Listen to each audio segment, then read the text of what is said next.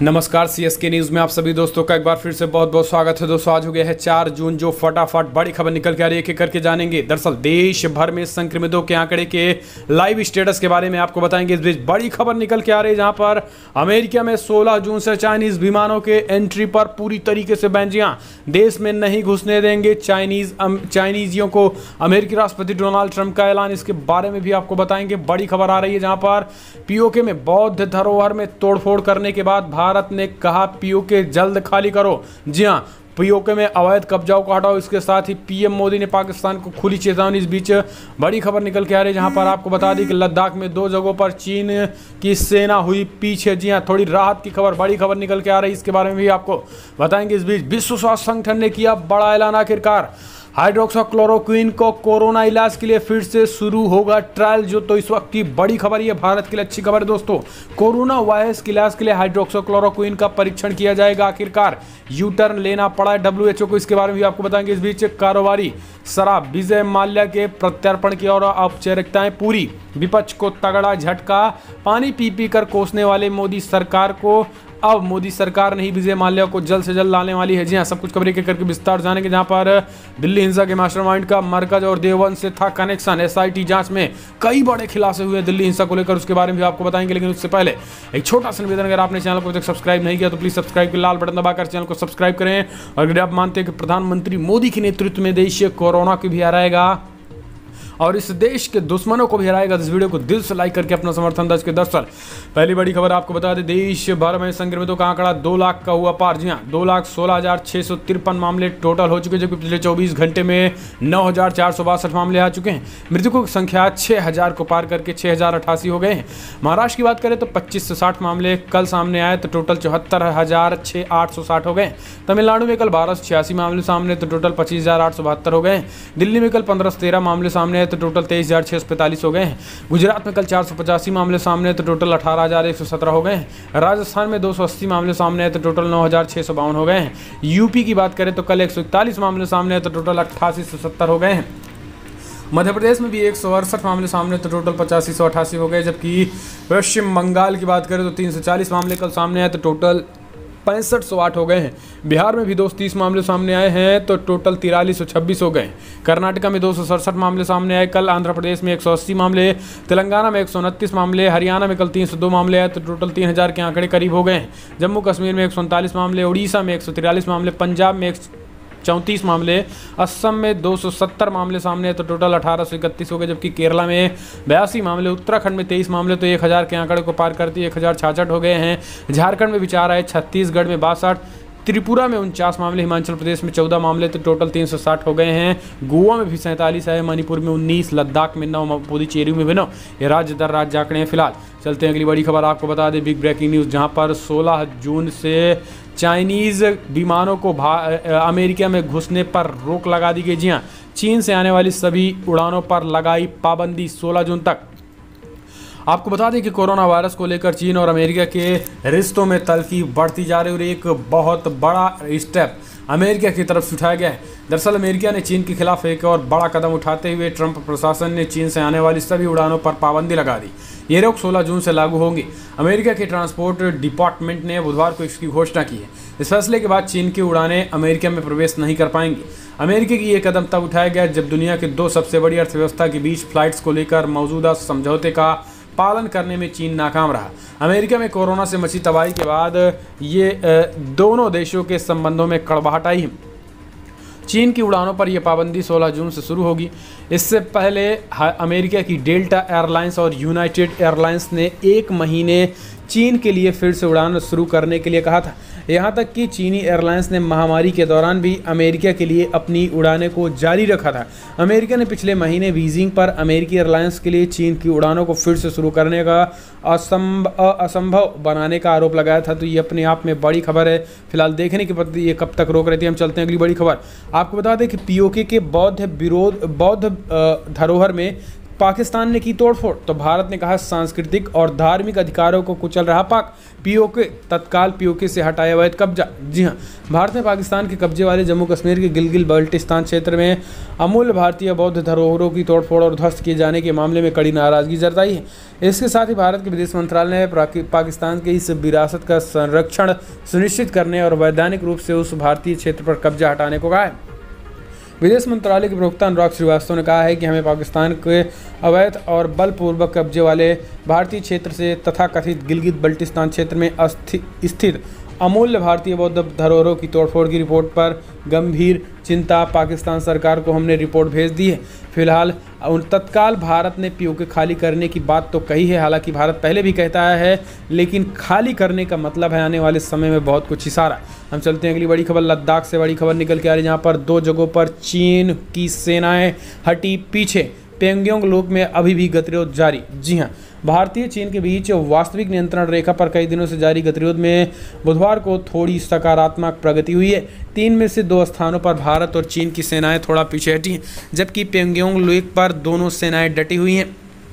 फिर भी 6 जून को मेजर जनरल स्तर की बातचीत से ठीक पहले हुई इस प्रगति को महत्वपूर्ण माना जा रहा है। सेना से जुड़े सूत्रों ने कहा है कि गलावन घाटी और चुशूल में भारत और चीनी सेनाएं थोड़ा पीछे हट गई हैं। करीब 1 पखवाड़े से भी अधिक समय में इन स्थानों पर दोनों सेनाओं के बीच गतिरोध कायम था और तानातनी की स्थिति बनी हुई थी। हिंसक झड़पों की खबर भी आई, लेकिन अब बड़ी खबर आई कि इसमें कुछ नरमी देखने को मिल रही है। हम चलते हैं अगली बड़ी खबर। विश्व स्वास्थ्य संगठन ने कहा हाइड्रोक्सीक्लोरोक्विन कोरोना इलाज के लिए फिर से शुरू करेंगे ट्रायल। जी हाँ, आपको बता दें कि विश्व स्वास्थ्य संगठन WHO ने बुधवार को कहा है कि कोरोना वायरस के इलाज के लिए मलेरिया की दवा हाइड्रोक्सीक्लोरोक्विन का फिर से ट्रायल शुरू किया जाएगा।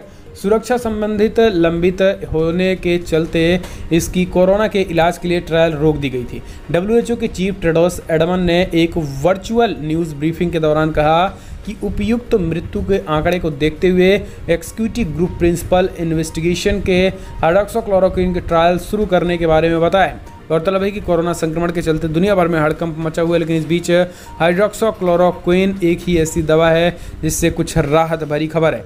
फिलहाल चलते हैं अगली बड़ी खबर। शराब कारोबारी विजय माल्या के प्रत्यर्पण की औपचारिकताएं पूरी, कभी भी लाया जा सकता है भारत। जी हां, आपको बता दें कि शराब कारोबारी विजय माल्या को कभी भी भारत लाया जा सकता है। मीडिया में चल रही खबरों के मुताबिक माल्या के प्रत्यर्पण से संबंधित सभी औपचारिकताएं पूरी हो चुकी हैं। भगोड़े शराब कारोबारी और बंद हो चुकी किंगफिशर एयरलाइंस संस्थापक विजय माल्या के 4-6 महीनों के बाद लौटने की संभावना है।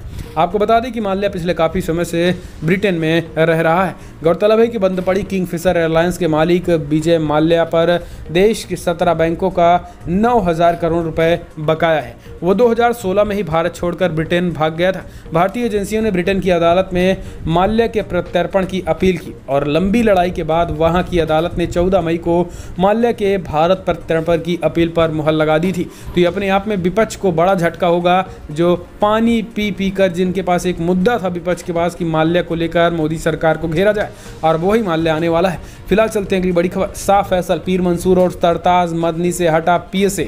जी हाँ, उमर अब्दुल्ला फिर भी भड़क गया। आपको बता दें कि पूर्व IAS अफसर शाह फैसल, पीर मंसूर और सरताज मदनी से बुधवार को PSA हटा दिया गया। हालांकि अभी कागजी कार्रवाई चल रही है, लेकिन इस बीच पूर्व मुख्यमंत्री ऊपर उमर अब्दुल्ला फिर से जहर उगलने लगा। उसने लिखा कि शाह फैसल, पीर मंसूर और सरताज मदनी से PSA हटा दिया गया है। हालांकि इस बात का दुख है कि अभी महबूबा मुफ्ती, सागर SB और हिलाल लोन अब भी नज़रबंद में है। समय आ गया है कि अब इन्हें भी छोड़ दिया जाए। वहीं उमर अब्दुल्ला ने कहा, तंज कसते हुए कहा है कि अगर महबूबा मुफ्ती की तरह इन पर भी PSA हटाया होगा, क्या इनको भी नज़रबंदी किया जाएगा? इस तरीके से उसने सरकार पर हमला बोला है, यानी अभी भी ट्वीट करके उल्टी सीधी बातें। हम चलते हैं अगली बड़ी खबर। कोलकाता बंदरगाह ट्रस्ट का नाम बदलकर श्यामा प्रसाद मुखर्जी ट्रस्ट होगा, PM मोदी ने किया ऐलान। जी हाँ, आपको बता दें कि सरकार ने बुधवार को कोलकाता बंदरगाह न्यास का नाम बदलकर श्यामा प्रसाद मुखर्जी न्यास करने को मंजूरी दे दी है। आधिकारिक विज्ञप्ति के मुताबिक प्रधानमंत्री मोदी की अध्यक्षता में मंत्रिमंडल की बैठक में इस प्रस्ताव को मंजूरी दे दी गई है। प्रधानमंत्री मोदी ने कोलकाता बंदरगाह की 150वीं जयंती के उद्घाटन समारोह के अवसर पर 12 जनवरी 2020 को कोलकाता बंदरगाह का नाम बदलकर जनसंघ के संस्थापक श्यामा प्रसाद मुखर्जी के नाम पर करने की घोषणा की है। फिलहाल चलते हैं अगली बड़ी खबर। दुनिया भर में आपको बता दें कि दिल्ली हिंसा के मास्टरमाइंड का मरकज और देवबंद से था कनेक्शन। एसआईटी ने जांच में किया अब तक का बड़ा खुलासा। जी हां, आपको बता दें कि दिल्ली दंगों की जांच कर रही एसआईटी की रिपोर्ट में एक बड़ा खुलासा हुआ है। दिल्ली पुलिस ने खुलासा करते हुए कहा है कि इस हिंसा का मास्टरमाइंड राजधानी पब्लिक स्कूल का मालिक फैसल फारूक है। पुलिस ने दावा किया है कि हिंसा बड़ी साजिश के तहत हुई और फैसल फारूक हिंसा के ठीक पहले पॉपुलर फ्रंट ऑफ इंडिया के कई नेताओं, पिछड़ा तोड़ group, Nizamuddin Markaz, Jamia coordination committee और देवबंद के धर्मगुरुओं से संपर्क में था। फैसल हिंसा से ठीक एक दिन पहले देवबंद भी गया था। उसके मोबाइल में इस बात के सबूत भी मिले। पुलिस के मुताबिक ये मामला राजधानी पब्लिक स्कूल के बगल में डीआरपी स्कूल के मालिक और मैनेजर की शिकायत पर दर्ज हुआ था। चार्जशीट के मुताबिक दंगाइयों ने राजधानी पब्लिक स्कूल की छत पर बड़े पैमाने पर तेजाब, ईंट, पत्थर, पेट्रोल और बम इकट्ठा कर लिए थे। इसे लोहे की बनी एक बड़ी गुलेल के सहारे फेंक रहे थे। तो ये अपने आप में अब तक का बड़ा खुलासा हुआ है। हालांकि सरकार शिकंजा कसने में पीछे नहीं है और अब एक के बाद एक ताबड़तोड़ गिरफ्तारियां हो रही हैं और इसमें यूएपीए के तहत भी मामले दर्ज किए जा रहे हैं। तो ये अपने आप में बड़ी खबर है। फिलहाल हम चलते हैं अगली बड़ी खबर लेते हैं। बायकॉट चीन मूवमेंट से भारतीय बाजार में टिकटॉक को बड़ा झटका। जी हाँ, लद्दाख में चीन की आक्रामकता की मुद्दा की वजह से देश में चीनी उत्पादों के बहिष्कार के बढ़ते शोर से भारतीय बाजार में टिकटॉक जैसे लोकप्रिय चीनी ऐप को चोट पहुंचा रही है। डेटा के विश्लेषण में ये बात सामने आई है। हालांकि उद्योग से जुड़े आंकड़े बता रहे हैं कि इस एशियाई दिग्गज की ओर से विकसित किए गए कम ज्ञात ऐप मौजूदा स्थिति में भी भारत से फल फूल रहे हैं। फिनलैंड स्थित mobile ranking platform app follow का डेटा बताता है कि टिकटॉक जैसे एप्लीकेशन को लद्दाख सीमा पर तनाव की वजह से भारतीयों के गुस्से का खामियाजा उठाना पड़ रहा है। तो ये बड़ी खबर। फिलहाल हम चलते हैं अगली बड़ी खबर। आरएसएस के दफ्तर में कोरोना के एंट्री, सह प्रचारक प्रमुख और कुक वायरस को संक्रमित। जी हाँ, दिल्ली स्थित राष्ट्रीय स्वयंसेवक संघ आरएसएस के दफ्तर में भी कोरोना वायरस की एंट्री हो गई है। संघ के सह प्रचारक प्रमुख डॉक्टर सुनील अंबेडकर और doctor Yogendra Kumar corona virus से संक्रमित पाए गए हैं। इसके अलावा 2 बावर्चियों में भी कोरोना की चपेट में आ गए हैं। डॉक्टर अंबेडकर का इलाज सफदरगंज हॉस्पिटल में चल रहा है। कोरोना के मामले में सामने आने के बाद उदासीन आश्रम फिलहाल दिल्ली में संघ का दफ्तर और उसे सैनिटाइज किया जा रहा है। फिलहाल चलते हैं, बड़ी खबर लेते हैं जहां पर आपको बता दें बिग ब्रेकिंग न्यूज़ निकल के आ रही है। रूस संविधान संशोधन के लिए 1 जुलाई का होगा मतदान। आजीवन पद पर बने रहेंगे राष्ट्रपति पुतिन। जी हाँ, रसिया में 1 जुलाई को संविधान संशोधन के लिए मतदान कराए जाएंगे। ये संशोधन राष्ट्रपति व्लादिमीर पुतिन अपने राष्ट्रपति पद के कार्यकाल बढ़ाने के लिए करेंगे। यदि ये संविधान संशोधन पारित हो जाता है तो वो 2036 तक रूस के राष्ट्रपति पद पर बने रहेंगे। हालांकि ये प्रक्रिया इतनी आसान दिखाई नहीं दे रही है और माना जा रहा है कि संविधान संशोधन को पारित करना पुतिन के लिए आसान नहीं होगा। आपको बता दें कि पुतिन पर पिछले चुनाव में धांधली के आरोप लगे थे, लेकिन वो भारी बहुमत के साथ जीतकर वापस आए थे। व्लादिमीर पुतिन की जीत हमेशा से काफ़ी प्रभावशाली रहा है। वर्ष 2000 से ही पुतिन राष्ट्रपति पद के लिए 53% वोटों से जीत कर आए। 2004 में 71%, 2012 में 63%, 2018 में 76% वोटों से जीत कर आए हैं, लेकिन अब वो हमेशा के लिए बने रहना चाहते हैं। हम चलते हैं, अगली बड़ी खबर लेते हैं। दिल्ली एनसीआर में एक बार फिर से हिली धरती, महसूस किए गए भूकंप के झटके। जी हाँ, आपको बता दें कि दिल्ली एनसीआर में एक बार फिर से भूकंप के झटके महसूस किए गए। बुधवार रात लगभग 11 बजे नोएडा में 11 बजे रात को नोएडा से दक्षिणी पूर्वी दिल्ली में 19 किलोमीटर दूर इलाकों में लगभग 3.5 की तीव्रता से भूकंप आया है। मालूम हो कि 1.5 महीने के अंदर दिल्ली एनसीआर में माध्यम में लगभग 10 भूकंप के झटके महसूस किए गए हैं। ये बात का संकेत है कि भविष्य में देश की राजधानी दिल्ली में एक बड़ा भूकंप आ सकता है। इसकी चेतावनी देश के शीर्ष भूवैज्ञानिकों में से एक ने दे दी है। तो ये अपने आप में काफ़ी ज़्यादा खतरे की बात भी है। फिलहाल हम चलते हैं, अगली बड़ी खबर लेते हैं जहाँ पर 50,000 करोड़ की सरकारी योजना से चीन छोड़कर भारत आएंगे मोबाइल हैंडसेट के दिग्गज। जी हाँ, आपको बता दें कि सरकार ने मोबाइल फ़ोन उत्पादन में भारत को दुनिया का शीर्ष देश बनाने के लक्ष्य के साथ 50,000 करोड़ रुपए की लागत से 3 नई 3 नई योजनाएं शुरू करने की घोषणा की है, लेकिन जानकारी की माने तो इस प्रयास से मोबाइल हैंडसेट से चीनी प्रभुत्व को खात्मा करने और दुनिया की टॉप मोबाइल कंपनियों को बुलाना आसान होगा। तो ये अपने आप में बड़े पैमाने पर मोबाइल कंपनियां भारत आने वाली हैं, जो कि काफ़ी अच्छी होगी। हम चलते हैं अगली बड़ी खबर। दुनिया भर में जो आंकड़े नजर आ रहे हैं एक बार उस पर डाल लेते हैं। दरअसल दुनिया भर में 61,94,000 कन्फर्म केसेस को पार कर गए हैं, जबकि मृतकों की संख्या 3,76,000 को भी पार कर गई है। जी हाँ दोस्तों, यूनाइटेड स्टेट में 18,70,000 के करीब मामले आ चुके हैं, जबकि मृतकों की संख्या 1,07,000 को पार कर गई है। ब्राज़ील में 5,58,000 कन्फर्म केसेज हैं, तो 31,000 से ज़्यादा लोगों की मौत हो गई है।